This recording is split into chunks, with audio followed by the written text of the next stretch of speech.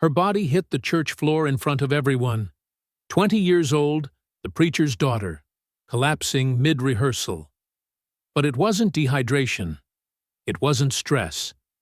By the time the blood test results came back, one thing was clear. Someone had infected her on purpose. And worse, she was no longer biologically safe. At all. Then the second blow came. Her father wasn't even her father. That's when the pastor changed. Behind the pulpit, he was still preaching. But behind those closed doors, something else was unraveling. The mother? Destroyed? The doctor? Panicking. And the grandmother? She heard the full confession and picked up the phone. What happened next didn't make the news that week. The town was too busy worshiping him. But the man they called a prophet had just become the deadliest person in the building.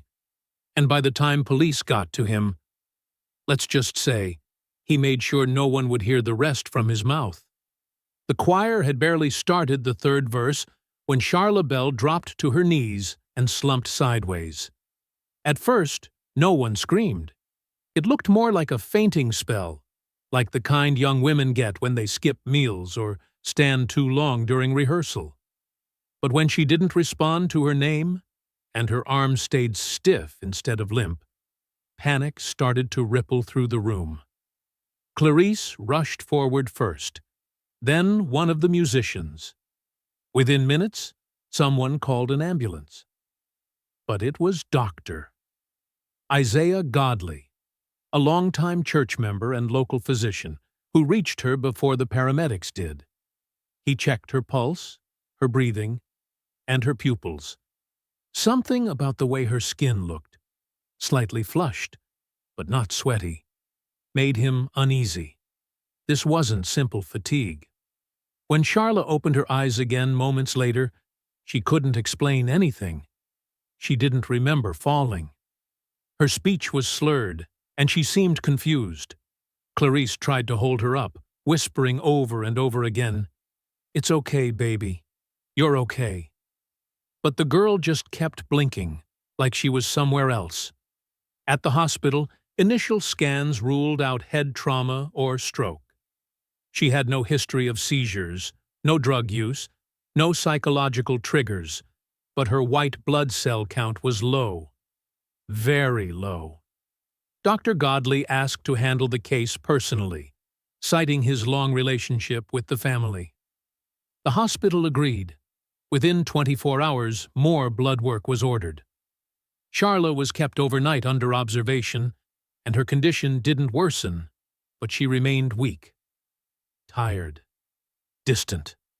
By morning, Dr. Godley had already noticed something else. There was a marker in Charla's blood that didn't align with her family history on file, at least not with what had been disclosed. As a physician, he'd seen this kind of mismatch before, especially in paternity disputes or silent family secrets. But in a family like the Bells, it was the kind of thing that couldn't be mentioned lightly.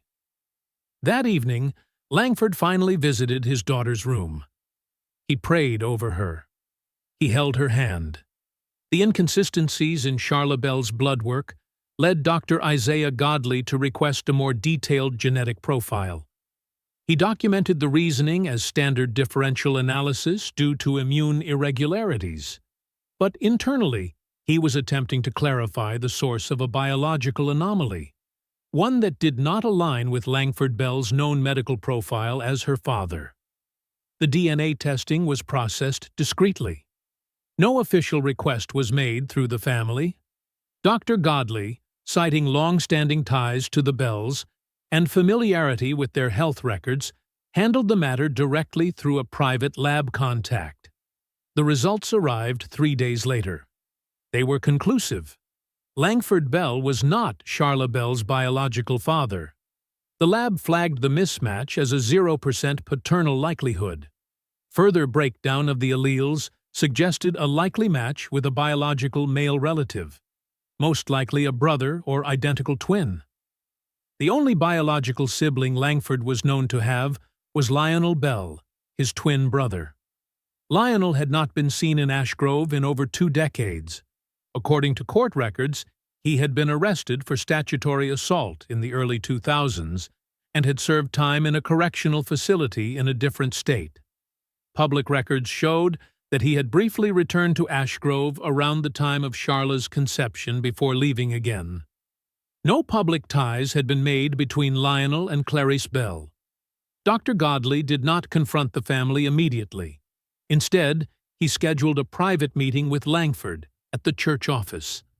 Documentation confirms that Langford was shown the results, and the information was reviewed in his presence. According to a nurse who saw him leaving the office afterward, he appeared physically composed and made no statement about the matter. No official response came from Langford regarding the DNA findings. Hospital records show that Clarice was not immediately informed of the results. There is no documentation suggesting a confrontation occurred at that stage. Instead, the findings remained within the custody of Dr. Godley, who marked the report as confidential pending further review. During this same period, one name that began to reappear was Reese Mallory, a former member of the church who had recently returned to Ash Grove after an extended incarceration. The timeline between the receipt of the paternity results and the reappearance of Reese Mallory would later be revisited by investigators, but at this stage, no direct connection had been made. Inside the home, no reported changes were documented by Clarice or Charla. Church records indicate that the family maintained their usual public appearances, though Langford's schedule became increasingly erratic. Privately, however, the foundations of the Bell household had already shifted, and the man at the center of it all had just begun taking steps that would never be undone. Public records show that Reese Mallory was released from the Georgia Correctional Center 12 months prior to his return to Ash Grove. His criminal record, obtained through court transcripts, includes multiple charges over a 15-year span, ranging from aggravated assault to possession of illegal substances. At the time of his first arrest, Reese had been a young, active member of a congregation in South Carolina, one that Langford Bell had briefly served at as a youth assistant during his early ministry years. His return to Ash Grove raised quiet concern among older church members who recognized his name. Some remembered the rumors that followed Langford's abrupt relocation from his early post. When Reese reappeared, he registered a local address 2 miles from the church. Surveillance footage from the church's West Wing confirmed these visits.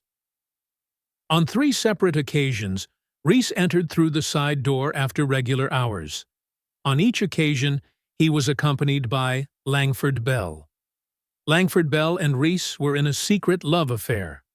Langford's behavior during this period became increasingly irregular. He canceled a scheduled men's conference without rescheduling it. His office hours were reduced without notice. He appeared visibly thinner, and several parishioners noted that he seemed fatigued or withdrawn during Sunday sermons. Despite the changes, Langford never mentioned Reese publicly, and Reese, for his part, never interacted with the congregation. Background checks conducted during the later investigation confirmed that Reese had received multiple hospital treatments during his final years in prison. While no diagnosis was publicly recorded, internal DOC medical logs included ongoing references to antiretroviral prescriptions. Medical documentation obtained during the investigation confirmed that Langford Bell tested positive for a chronic, life-altering viral condition approximately 7 weeks after his renewed contact with Reese Mallory. The diagnosis was made at a private facility outside of Ash Grove. The result was flagged in the state medical database but was not connected to his known identity until much later. Rather than seek ongoing treatment or disclose the diagnosis to his primary physician or family, Langford terminated further appointments. He ignored follow-up calls and failed to pick up the prescribed medication. Pharmacy logs confirmed the medication remained unclaimed for over 90 days. Inside the Bell home, Langford resumed physical intimacy with Clarice. This occurred after a prolonged period of marital distance.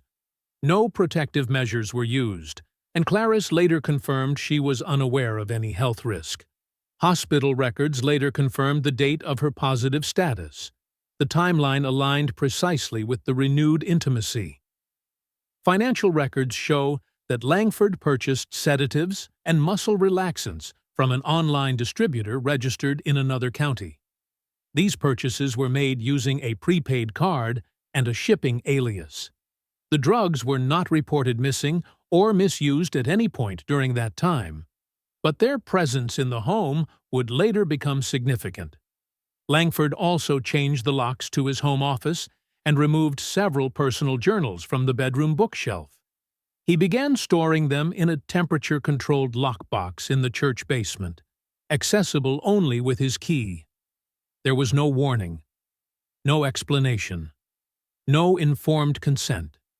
The infection had already taken hold, and inside the home, where the damage had begun quietly and deliberately, it was only just beginning. 3 weeks after Clarice Bell's health began to deteriorate, Charla Bell's symptoms worsened as well. Initially attributed to post-viral fatigue, her condition drew renewed attention after she experienced a second collapse. This time, at home. She was rushed back to the hospital, where doctors noted not only further immune suppression, but traces of a sedative compound in her bloodstream. Toxicology identified the agent as a fast-acting, short-duration depressant, typically used in surgical settings. It was not found in any medications prescribed to Charla. A nurse flagged the report. The discovery prompted a deeper inquiry into her recent environment. Clarice was too unwell to respond to most questions at the time. Langford, still maintaining the appearance of concern, insisted on overseeing all updates and hospital communication. He requested to speak privately with Charla's care team on multiple occasions. Security footage from the hospital showed Langford leaving Charla's room shortly before the second collapse. No irregularities were detected at that moment, but the combination of sedative presence and her deteriorating immune profile triggered a formal review of her case. Further lab results confirmed what medical staff initially considered unthinkable. Charla Bell had contracted the same infection previously identified in her father and, more recently, her mother. Charla was 20 years old. There was no record of high-risk activity, no sexual partners disclosed, no prior medical events that could explain transmission through clinical procedures. The infection timeline aligned too closely with the period during which Langford had resumed contact with both Clarice and Charla in private. Clarice, still unaware of the extent of her husband's actions, remained hospitalized. Charla remained under 24-hour observation. Langford, meanwhile, resumed preaching. There was no public statement from him, no withdrawal from leadership, no sign of guilt. Church services continued as usual, with increased attendance attributed to what members described as a new fire in his sermons. But behind the hospital doors and within the sealed files of the case team building quietly in the background, there was no doubt. What had happened to Charla Bell had not been accidental. It had been executed. And the man who did it was still holding a microphone, preaching from a pulpit every Sunday. Thelma Bell had not visited her son in over a year. The estrangement had been subtle, marked not by a specific argument, but by growing unease. She had always supported his ministry, attending services occasionally, and defending him against whispers that surfaced over the years. But after Lionel's disappearance and Langford's sudden rise in stature, her presence became increasingly rare. On a Friday afternoon, unannounced, she arrived at the Bell home. According to neighbors, she remained there for less than an hour. Surveillance footage later retrieved from a neighboring property confirmed her arrival and departure times. What occurred during that visit was later recorded in a signed police affidavit. Thelma had found Langford sitting in his study. He did not greet her with warmth. Instead, he appeared distant, physically weakened, and emotionally detached. She asked about Clarice and Charla. He responded with vague acknowledgments. Then, according to her statement, he began his confession, firstly vague, but became clearer as we spoke. Thelma stated that Langford made no attempt to justify what he had done. He detailed the paternity results, the infection, and the reappearance of Reese Mallory. He admitted to using his condition as a tool against Clarice. He admitted to administering a sedative to Charla, sleeping with her, and passing down the infection. He admitted to everything. The language he used was clinical, detached. There was no visible remorse, she noted, only a focus on legacy, bloodline, and control. Thelma remained silent throughout the confession. She did not interrupt him. When he finished speaking, she stood, walked out, and did not return. 2 days later, she drove to the Ash Grove Police Department and requested to speak with a detective. Her statement was given under oath and logged under a case file. Investigators moved quickly.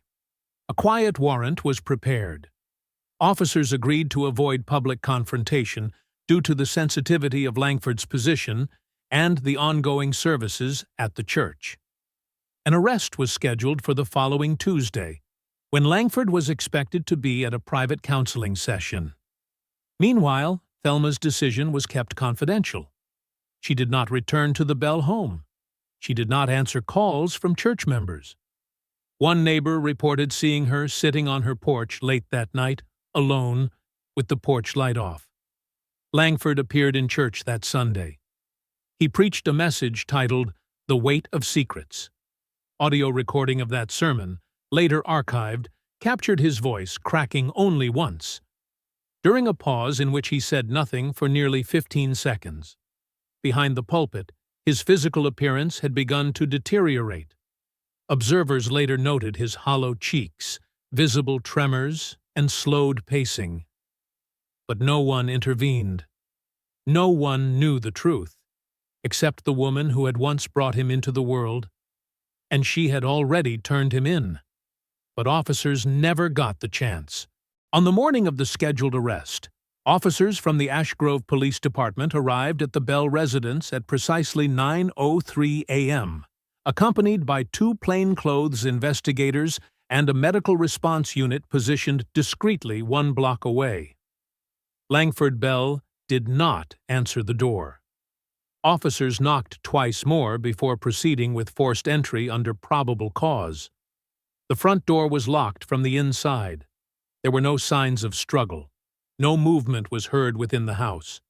The living room showed no indication of distress. Television off, curtains drawn, and a teacup left half full on the side table. Langford had taken his own life by hanging in the upstairs hallway of the church parsonage. He had used a reinforced robe cord tied to the exposed rafter beam above the staircase landing. Rigor mortis had already begun to set in, indicating the act had occurred at least 5 hours earlier. On the floor nearby was a manila folder labeled simply, "For her." Inside were 8 handwritten pages, a flash drive, and a notarized last will and testament dated 10 days prior. The letter did not include apologies or emotional appeals.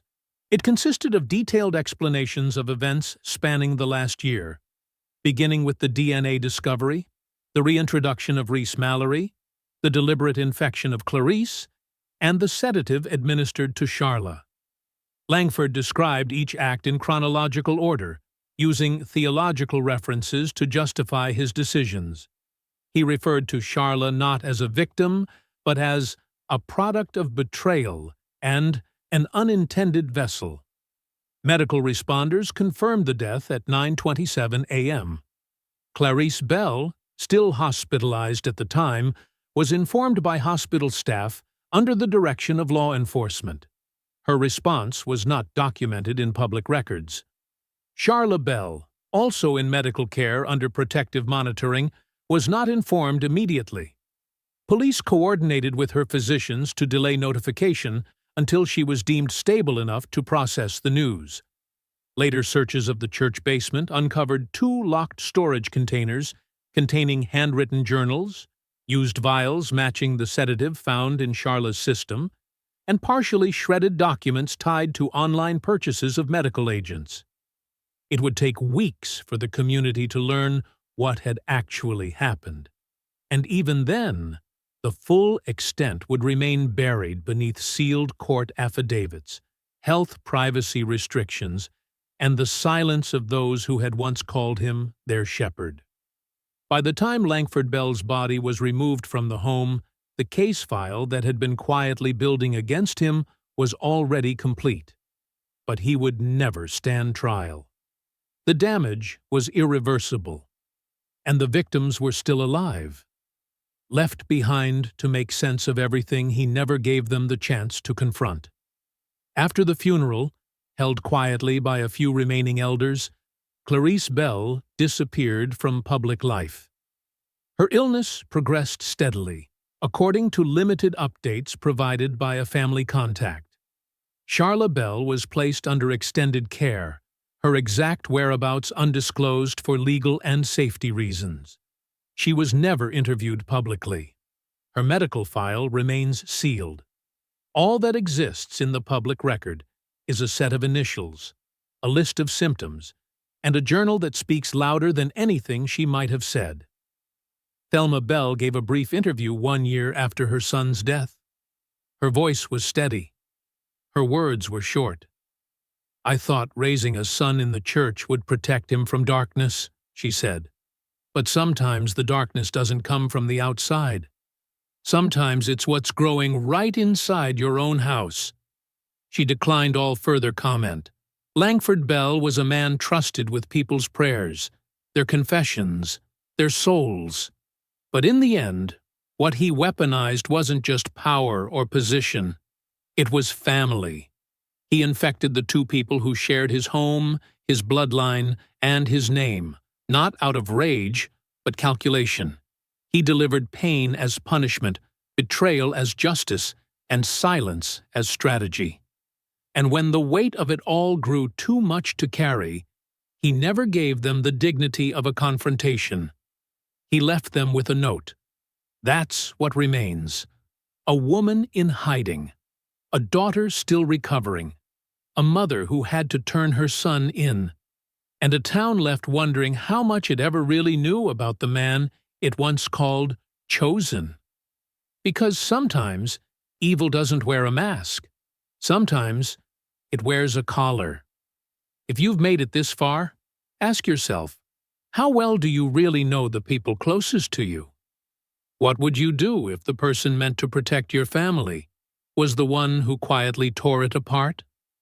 Stay alert. Stay aware. And if something feels wrong, ask the questions no one wants to answer.